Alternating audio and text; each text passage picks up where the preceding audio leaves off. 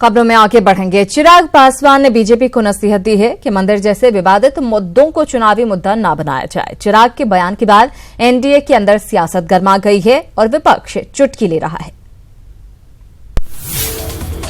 चुनावी मुद्दे पर एनडीए में चिक-चिक।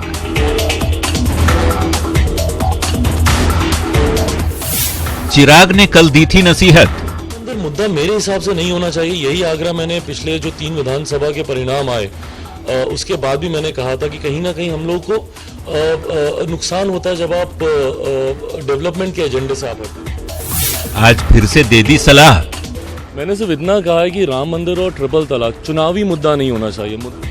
गिरिराज ने दिया करारा जवाब। हिंदुओं के अस्तित्व का सवाल है राम मंदिर, आस्था का सवाल है राम मंदिर। राम की मंदिर अगर अयोध्या में नहीं बनेगा तो क्या पाकिस्तान में बनेगा, मक्का मदीना में बनेगा? राम मंदिर और 3 तलाक जैसे मुद्दे से परहेज करने और ऐसे मुद्दों को चुनावी मुद्दा न बनाने की नसीहत देकर चिराग पासवान ने एनडीए में मुद्दों की जंग छेड़ दी है। गिरिराज सिंह जैसे नेता ने सलाह को सिरे से खारिज कर दिया, जबकि बाकी बीजेपी नेताओं को सफाई देनी पड़ रही है। राम मंदिर को कभी हमने चुनावी मुद्दा बनाया? भारतीय जनता पार्टी के लिए यह आस्था का सवाल है, हमारे लिए चुनाव का सवाल कभी नहीं रहा। हम तो विकास के मुद्दे पर ही चुनाव में जाने वाले हैं और विकास के पथ पर आगे बढ़ रहा है ये देश नरेंद्र मोदी जी को फिर से प्रधानमंत्री बनाएगा। अब शाहनवाज चाहे जो कह लें, लेकिन चिराग की नसीहत और गिरिराज के जवाब ने विपक्ष को बहाना दे दिया है एनडीए पर तंज कसने का। इन चिराग जी और उन जदयू की राजनीति समझ नहीं पा रहा हूं। ये दोहरा चरित्र नहीं चलता है। ये चुनाव साफ तौर पे संविधान के सरोकारों और राष्ट्रीय स्वयंसेवक संघ के विधान के सरोकारों के बीच में ये दो मुहा चरित्र नहीं चलेगा। मनोज झा का तंज अपनी जगह है, लेकिन ये सच है कि एनडीए के घटक दल धर्म संकट में है। एलजेपी और जेडीयू राम मंदिर और 3 तलाक पर बीजेपी का साथ नहीं दे सकते, क्योंकि धर्मनिरपेक्षता का तमगा जो छीन जाएगा, और बीजेपी नेता इन मुद्दों को छोड़ नहीं सकते, क्योंकि वोट बैंक के बिखरने का खतरा है। मतलब आने वाले दिनों में भी इन दलों के बीच नसीहत की सियासत और फ्रेंडली फाइट चलती रहेगी। दिल्ली से विनीत, हाजीपुर से राजीव मोहन और पटना से अमित कुमार सिंह की रिपोर्ट। इधर जेडीयू महासचिव केसी त्यागी ने चिराग पासवान के बयान का समर्थन किया है। त्यागी ने कहा कि 2014 की तरह इस बार भी चुनाव का मुद्दा विकास होना चाहिए। 2014 का चुनाव नरेंद्र मोदी जी के नेतृत्व में भारत को एक उन्नतशील देश बनाने के लिए लड़ा गया था। उस समय ये भावनात्मक मुद्दे गौण थे और मेरा भी चिराग पासवान की तरह से यकीन है विकास विकास और सिर्फ विकास के मुद्दे पे ही चुनाव लड़ा जाना चाहिए। और बिहार की सियासत में मेंढक और हाथी की एंट्री अब हो चुकी है। केंद्रीय मंत्री अश्विनी चौबे ने महागठबंधन पर निशाना साधा और विरोधी खेमे को दमा का मरीज बता दिया, तो तिलमिलाए विपक्ष ने भी करारा जवाब दे डाला। विवादित बयान का जवाब भी विवादित तरीके से दिया गया और एनडीए का मतलब भी बताया गया। सियासत में मेढक कौन? कुओं में मेढक डूब जाता है, टर करता है। अभी ये टरटराने का वक्त आ गया। अब मेढक समझता है कि समूचा दुनिया हमारे ही ऊपर है, उसको पता ही नहीं। राजनीति का हाथी कौन? कांग्रेस का मानना है हाथी चले बाजार, कुत्ता भौंके आजा। एनडीए का मतलब क्या? एनडीए का सीधा मतलब है नहीं दोबारा आएंगे। केंद्रीय राज्य मंत्री अश्विनी चौबे ने एक बार फिर विवादित बयान दिया है। कैमूर में चौबे ने महागठबंधन को मेढक करार देते हुए उसे ठगबंधन करार दिया।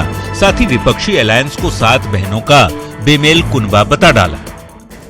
कुओं में मेढक डूब जाता है, टर करता है। अभी ये टरटराने का वक्त आ गया।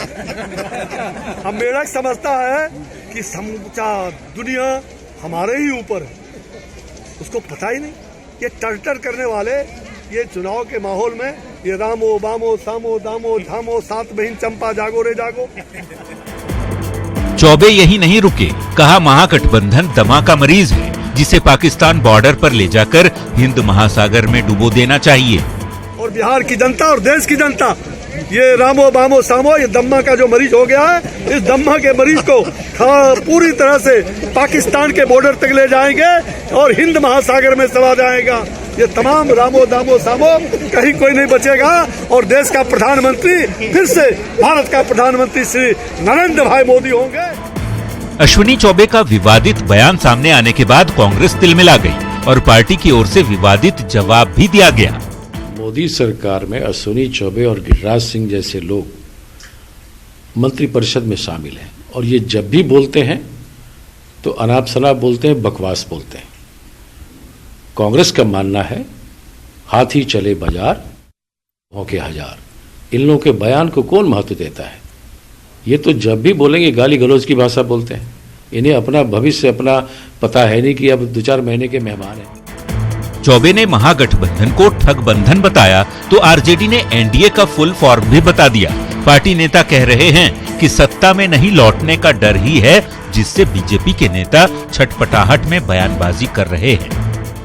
एनडीए का सीधा मतलब है नहीं दोबारा आएंगे, इसीलिए सब भारतीय जनता पार्टी के नेता बेचैन हैं कि दोबारा आना नहीं है। तो हताशा और निराशा में इस तरह का बयान आदमी देता है। मतलब लोकसभा चुनाव की सुगबुगाहट से पहले ही सत्ता पक्ष और विरोधी खेमा हमलावर हो गया है। सियासत अपनी जगह, लेकिन नेताओं को विवादित बयानों से जरूर बचना चाहिए। ऐसे बेतुके बयानों और नेताओं के मंसूबों को जनता बखूबी समझती है, क्योंकि ये तो पब्लिक है जनाब, सब जानती है। न्यूज़ 18 के लिए कैमूर से प्रमोद के साथ पटना से आनंद अमृतराज और अमित कुमार की रिपोर्ट। और बात कर लेते हैं बीजेपी की बैठक की। बिहार भाजपा प्रदेश कार्यालय में जिला अध्यक्ष, प्रदेश पदाधिकारी, लोकसभा प्रभारी और लोकसभा विस्तारकों की बैठक का आयोजन किया गया।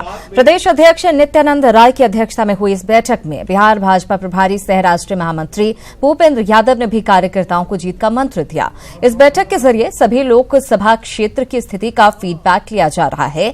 बैठक में मंगल पांडे, नंदकिशोर यादव, प्रदेश संगठन महामंत्री नागेंद्र नाथ द्विवेदी भी मौजूद रहे। लोकसभा चुनाव की तैयारी को लेकर जो जमीनी काम हो रहे हैं उसकी समीक्षा और उसको तेज करने के मोड में, और हम सतत संगठन को जहां धारदार बना रहे हैं चुनाव के लिए, वही संगठन के माध्यम से जो केंद्र और राज्य की सरकार ने काम किए उन कामों को भी लोगों तक पहुंचा रहे हैं। और मुजफ्फरपुर शेल्टर होम रेप कांड मामले में सीबीआई की चार्जशीट दाखिल करने के बाद नया मोड़ आ गया है। चार्जशीट में खुलासा हुआ है कि मुख्य आरोपी ब्रजेश ठाकुर भी बच्चियों को हवस का शिकार बनाता था। सीबीआई ने विशेष पॉक्सो कोर्ट में चार्जशीट दाखिल की है। 2000 से अधिक पन्नों की चार्जशीट में खुलासा हुआ है कि इस कांड का मुख्य आरोपी ब्रजेश ठाकुर हर दिन अय्याशी की महफिल सजाता था। इतना ही नहीं, अश्लील गानों पर बच्चियों से डांस करवाता था और नशे की सुई देकर उनके साथ रेप भी करता था। 34 नाबालिग पीड़ितों ने कोर्ट में इस बारे में बयान भी दिया है। जांच एजेंसी ने अपनी चार्जशीट में ब्रजेश ठाकुर समेत 21 आरोपियों के खिलाफ सबूत होने के दावे किए हैं। आपको बता दें कि सीबीआई इस मामले की 28 जुलाई से जांच कर रही है और इस मामले में 20 सितंबर को पहली गिरफ्तारी हुई थी।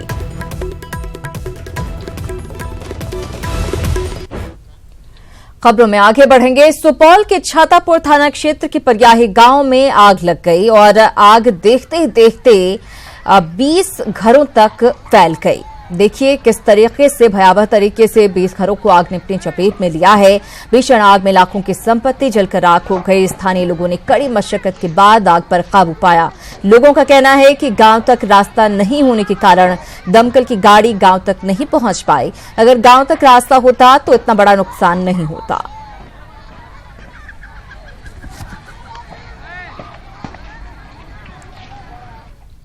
कहते हैं जाको राखे साइयां मार सके न कोई। पटना जिले के कंचनपुर के पास कुछ यही देखने को मिला। एसएच 78 पर दरअसल तेज रफ्तार डंपर एक कार से टकरा गया। टक्कर इतनी जोरदार थी कि डंपर कार के ऊपर चढ़ गया, लेकिन गनीमत रही कि इस हादसे में किसी का बाल बांका नहीं हुआ। कार में दानापुर के कोतवा निवासी दमधारी सिंह और उनका बेटा ऋषिकेश सवार था। इस भीषण दुर्घटना में दोनों को खरोंच तक नहीं आई है। स्थानीय लोगों ने दोनों को कार से सुरक्षित बाहर निकाल लिया। मौके की ये तस्वीरें, अचंभित करने वाली ये तस्वीरें हम आपको दिखा रहे हैं। आप देख सकते हैं किस तरीके से डंपर कार के ऊपर पूरी तरह से चढ़ा हुआ है। लेकिन अच्छी बात ये रही, राहत की बात ये रही कि कार सवार को कोई नुकसान नहीं पहुंचा।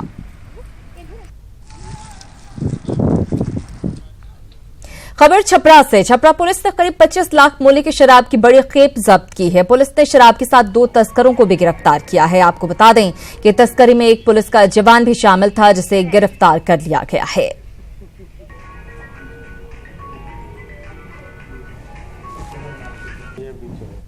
दिनों कुछ सूचना प्राप्त हो रही थी कि नगर थाना अंतर्गत तेलपा एरिया में शराब की खेप लाने का प्रयास किया जा रहा है और उसमें एक स्थानीय पुलिसकर्मी की भी भूमिका के बारे में पता चल रहा था। इसमें टीम गठित करके इसमें नगर थाना अध्यक्ष के नेतृत्व में एक टीम गठित करके छापामारी करने और मामले का पर्दाफाश करने का निर्देश दिया गया था, जिस क्रम में कल एक महत्वपूर्ण उपलब्धि हासिल हुई, जिसमें कि एक ट्रक शराब लदा ट्रक बरामद किया गया, जिसमें लगभग 2700 लीटर अंग्रेजी शराब लोड। और बात नगर निगम की मनमाने की। 352वें प्रकाश उत्सव की तैयारी जोर शोर से चल रही है। 13 जनवरी को मनाए जाने वाले प्रकाश उत्सव के लिए कंगन घाट के पास टेंट सिटी का निर्माण कराया जा रहा है।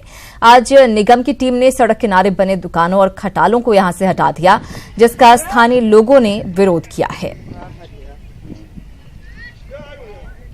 यहाँ पर आए हैं अफसर लोग, आए ना कुछ बोली नहीं, ऐसे ही दौड़ मट्टी काट के फेंकने लगे। गुमटी उमटी सब बंद था, उन लोग को तोड़ ली। उनका एगो था बोली कि हटाओ, तो हटाने लगा। उसके बाद लगी मारने उन्हें, सब जेसीबी से लेके नोच नाच के फेंक दी इन्हें।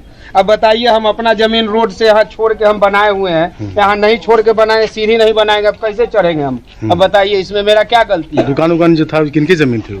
सब पर्सनल जमीन है। उसका पेपर हम लोग ला के दिए, दिखलाए, कहे कि देखिए ये जमीन। और सहरसा में एक वीडियो वायरल हो रहा है, जिसमें सदर अस्पताल के डॉक्टर कान पकड़कर उठक बैठक करते हुए नजर आ रहे हैं। दरअसल एम्स निर्माण की मांग को लेकर यूथ पावर के बैनर तले कुछ युवक अनशन पर बैठे हैं, लेकिन जब अनशनकारियों की तबीयत खराब होने लगी तब अस्पताल से डॉक्टर को बुलाकर लाया गया। लेकिन डॉक्टर साहब से सिर्फ इतनी गलती हो गई कि वो अनशनकारियों के पास जूता पहनकर जा पहुंचे।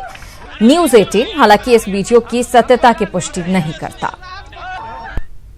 जिसकी स्थिति खराब करने की बात हुई थी, वही आदमी उठ के तन के खड़ा हो गया और उस डॉक्टर के साथ बदतमीजी करने लगा कि आप माफ़ी मांगो, आप जूता पहन के क्यों आए, आप को बोलने नहीं आता है, इस तरह की बातें हुई है। तो ऐसे आदमी के विरुद्ध प्रशासन के द्वारा अगर सख्त कार्रवाई नहीं होती है तो IMA और भाषा कभी माफ़ नहीं करेगी। इस पर उग्र आंदोलन पर उतारू हो जाएगी। डॉक्टर साहब आए और कहने लगे कि एम्स के मुद्दा के लिए अनशन कर रहे हो, इससे कुछ नहीं होने वाला, एम्स बनने वाला नहीं है, एम्स का सपना छोड़ो, तुम लोग का सपना कुछ टूट जाएगा, यही सब कहने लगे। और वैसे जूता उता पहन के इसी कम्बल उम्बल पे आ गए तो सब आदमी उसका विरोध करने लगे। तब बाद में उन्होंने अब कान पकड़ के माफ़ी मांगा, कहा मुझसे गलती हो गई। उधर पटना पुलिस ने पटना, नालंदा और वैशाली में खौफ का पर्याय बने कुख्यात शिवम को उसके सहयोगी के साथ गिरफ्तार कर लिया है। City SP east Rajendra Bhil ने बताया कि शिवम ने पटना में हत्या की कई घटनाओं को अंजाम देकर सनसनी फैला रखी थी। पटना और नालंदा पुलिस की सूचना पर उसे रामकृष्ण नगर इलाके से गिरफ्तार किया गया है। पुलिस ने इन अपराधियों के पास से 2 पिस्टल और कारतूस भी जब्त किए हैं।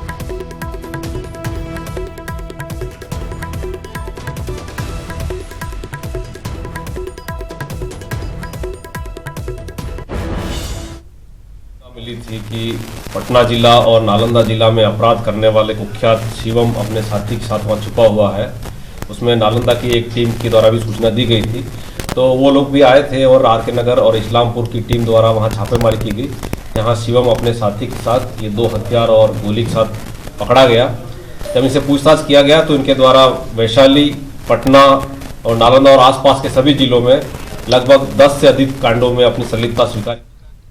खबर भोजपुर से। आरा मुफस्सिल थाना क्षेत्र के सारंगपुर गांव में आपसी विवाद में 60 साल के बुजुर्ग को गोली मार दी गई। घायल बुजुर्ग का नाम यमुना धानुक बताया जा रहा है। आरा सदर अस्पताल में प्राथमिक इलाज के बाद बुजुर्ग को PMCH रेफर कर दिया गया। फिलहाल पुलिस पूछताछ के बाद आरोपियों के गिरफ्तारी की कोशिश में जुटी हुई है। लाए गए यहाँ पर जिनकी स्थिति गंभीर है और उनको बहुत सारे प्लेट्स इनके देह में लगे हुए हैं। ये सारंगपुर से लाए गए हैं, जमुना धानुक इनका नाम है और स्थिति गंभीर है।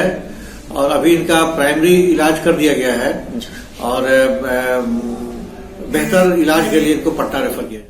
उधर पालीगंज अनुमंडल मुख्यालय बाजार के आलू व्यवसाय से 5 लाख की रंगदारी और 30 दिसंबर को जानलेवा हमले के विरोध में आज पालीगंज के सभी व्यवसायियों ने अपनी दुकानें बंद रखी हैं और सरकार के खिलाफ उन्होंने नारेबाजी भी की है। वहीं व्यवसायियों के समर्थन में कई पार्टियां भी आई हैं और आरोपी की जल्द गिरफ्तारी की मांग की है। तक पालीगंज अनुमंडल में जितनी भी घटनाएं घटित हुई है, निश्चित रूप से उनका वेदन हुआ है, अपराधियों की गिरफ्तारी हुई है। इस केस में भी जो भी अपराधी हैं निश्चित रूप से उनकी गिरफ्तारी होगी, कांड का वेदन होगा।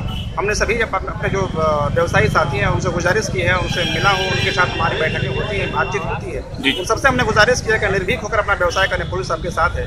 बंद करने का खास मतलब है कि आज तक इस तरह का कभी घटना नहीं घटी है। थाना के बगल में इस तरह अपराधी घटना करके चला जाए और इसी के संबंध में आज एक दिन के लिए बंद किए हैं। अगर 4 दिन के अंदर में अपराधी नहीं पकड़े जाएंगे तो अनिश्चितकालीन के लिए हम लोग बंद की ओर चले जाएंगे। भाकपा माले ने पहले ही 9 जनवरी को बिहार में बढ़ते अपराध और हो रही लगातार हत्याओं के प्रतिवाद में पूरा बिहार बंद का आह्वान किया है। इसी क्रम में ठीक इसी दिशा की घटना पालीगंज में हो गई, इसलिए हम लोग व्यवसायियों से बैठ करके व्यवसायी अध्यक्ष कृष्णा गुप्ता के साथ बैठ करके माले भी ये विचार किया कि इसी सवाल पे हम लोग क्यों नहीं आज के दिन 6 तारीख को पालीगंज बंद रखें। पालीगंज के व्यवसायी भाई के साथ जो भी घटना घट रहा है हम काफी इसमें मर्माहत है, दुखी हैं। किसी भी समाज किसी भी वर्ग के लोग को स्वतंत्र रहने का आजादी है। सरकार एक तरफ बोलती है कि कानून का राज है, लेकिन कानून तो यहाँ खुलेआम दिखाई दे रहा है सब लोगों के सामने। खुलेआम गोली मार दी जा रही है, डर के मारे बेचारा कोई बोल नहीं रहा है। उधर आरा सदर अस्पताल में डॉक्टरों की बड़ी लापरवाही सामने आई है और आखिरकार लापरवाही के कारण जन्म के पहले ही बच्चे की मौत हो गई। मुफस्सिल थाना क्षेत्र के बवनौली निवासी दीनानाथ तिवारी ने रात 8 बजे प्रसव के लिए पत्नी को सदर अस्पताल में भर्ती करवाया। डॉक्टरों ने कहा सब कुछ नॉर्मल है, लेकिन कुछ ही देर बाद स्थिति बिगड़ने लगी और ऑपरेशन की नौबत आ गई। लेकिन एनेस्थीसिया के डॉक्टर का कहीं अता पता नहीं था। आखिरकार भोजपुर डीएम तक बात पहुंची। डीएम ने रात भर में डॉक्टर को करीब 35 कॉल किए, लेकिन डॉक्टर साहब चैन की नींद सोते रहे। आखिरकार महिला प्रसव पीड़ा से रात भर तड़पती रही और बच्चे की मौत हो गई।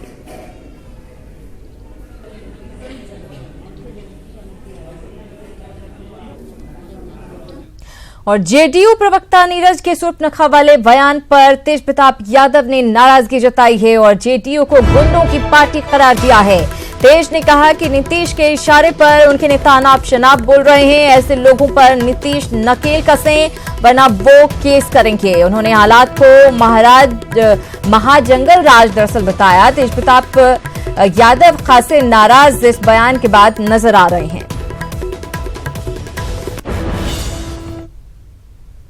बौखलाहट, जेडीयू पागल हो गया है, गुंडों का पार्टी है वो, महा जंगल राज है वो। तो अपना छवि कुमार तो जनता देख रही है ना, हत्या हो रहा है, बलात्कार हो रहा है, उस पर ध्यान नहीं जा रहा है। लालू एंड फैमिली पे ध्यान जा रहा है। इन प्रवक्ताओं का प्रवक्ता का कोई हैसियत है? ये जो प्रवक्ता है डेली जो बैठ करके बकते हैं बकड़, इनका कोई हैसियत थोड़े है हम लोग के सामने। सब नीतीश चाचा के इशारे पे बोलते हैं। ऐसे लोगों को बढ़ावा नहीं दिया जाए। समाज में जो हत्या हो रहा है ऐसे ही लोग बढ़ावा देते हैं, यही लोग हत्या करवाते हैं, जो प्रवक्ता जो बैठे हुए रहते हैं टीवी पे चैनलों पे। तो तेज प्रताप दरअसल पलटवार कर रहे थे नीरज के उस बयान पर जिसमें उन्होंने मीसा भारती को सूर्पनखा कहा था। तो लालू परिवार पर नीरज की तरफ से बड़ा हमला बोला गया था और उसके बाद पलटवार भी किया गया है। मिलाप में भरत पूरे परिवार के साथ जंगल से राम को लाने वापस गए थे। आज तो स्थिति उलट है। आज दुर्योधन सत्ता पर काबिज है, बड़े भाई को बन बन घूमने के लिए बाध्य किया जा रहा है और सूर्पनखा को एक क्षेत्र के मालिक बनने पर भी राजी नहीं है। हे प्रभु, लालू परिवार का क्या होगा? कहां थे, कहां पहुंच गए?